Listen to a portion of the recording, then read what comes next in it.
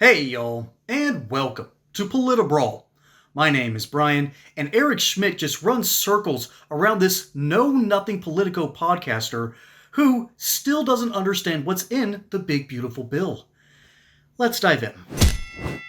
Missouri specifically when it comes to this bill, because your state is one of three that added Medicaid expansion to the state constitution. That was something that voters did despite opposition from some Republican lawmakers in 2020. It's clear that this is something that your constituents really care about. 1 in 5 people in the state are on Medicaid. What do you make of the projections from independent organizations like the Kaiser Family Foundation that say that because of this bill and the healthcare cuts, Missouri could lose about 14% of federal Medicaid funding, amounting to $17 billion over the next decade? I actually welcome questions like this because I think it's a great opportunity to sort of clarify what's real and what's not.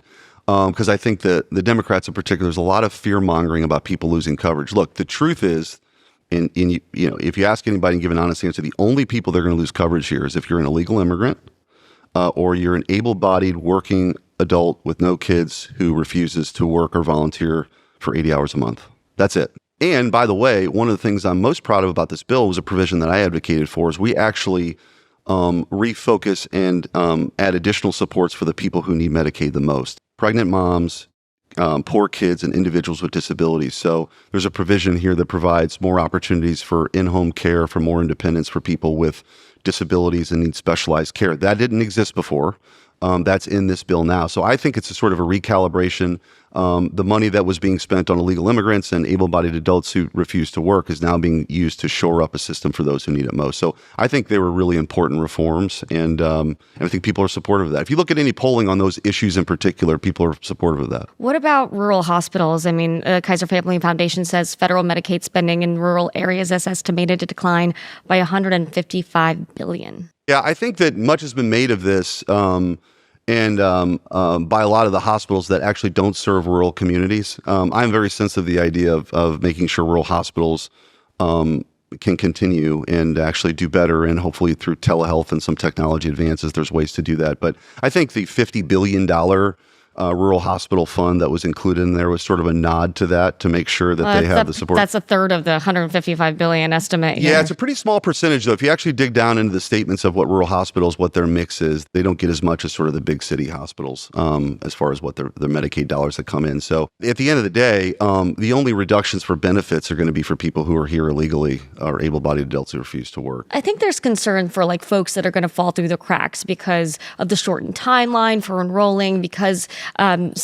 some people have confusion about what categories they fall under. How do you make sure people aren't falling through the cracks and losing coverage when they really deserve to be Yeah, I think if enrolled? people are qualified, they should absolutely get it. Again, this is a sort of a state-based program, and you want to make sure that the states that are administering Medicaid have processes that are efficient, but also understand the challenges that people have. But the truth is, there's been a lot of waste because nobody's really checked since COVID eligibility. That's a real problem. I mean, that's kind of ridiculous. And again, you got to think of people who are working hard every single day. Their tax dollars come here, and they're part of this 60-40 split or a 90-10 split. They would expect that kind of accountability. They would expect that you would have eligibility checks at least yearly. That hasn't been happening. How do you tackle this politically? Because the base for the GOP under Trump has changed. It is now much more working class folks who rely on these kinds of programs. How do you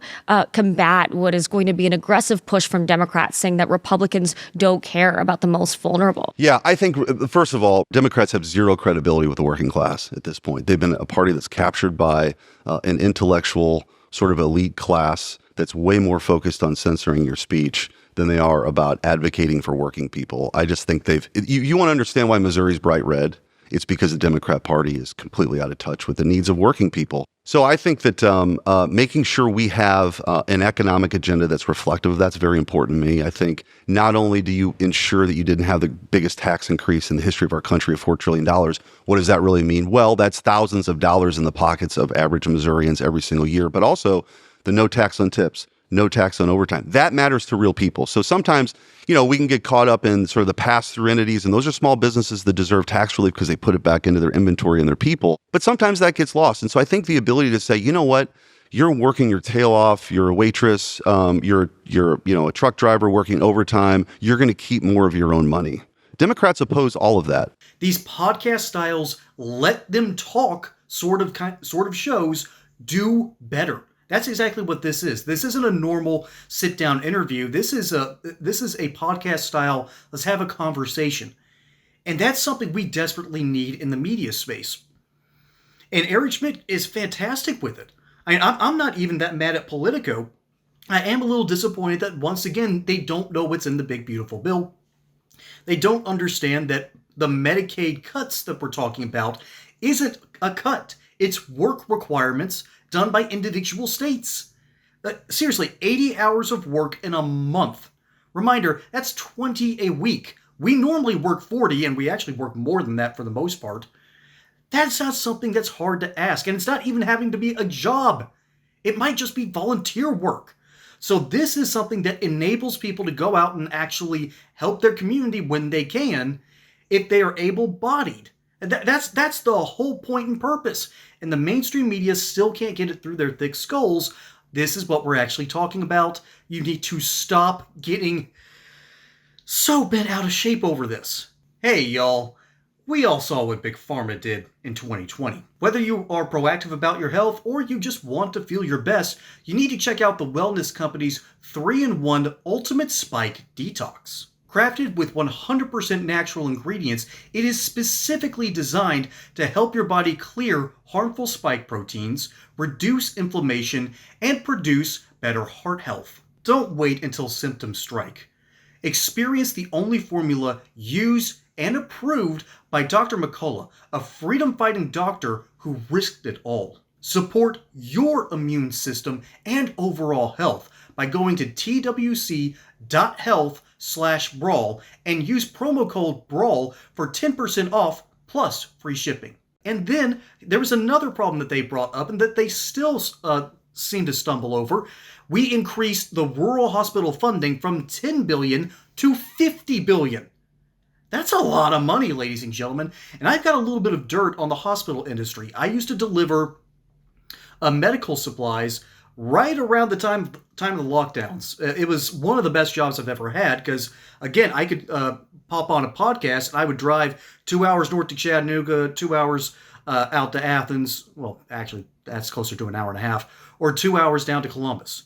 All right, I love that setup. And all I would do is hand the stuff, take pictures of the stuff, put the stuff back. It was a great little job, but I worked just inside of a major warehouse.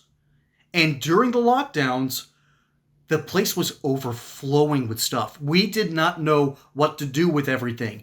Our inflow was greater than our outflow, which was very weird. So finally I asked the question, why aren't the hospitals buying our stuff? And simply put, the hospitals were trying to put pressure on the state of Georgia to give them more money. They could have been buying the supplies needed, often at lower rates because they'd be buying them in more bulk.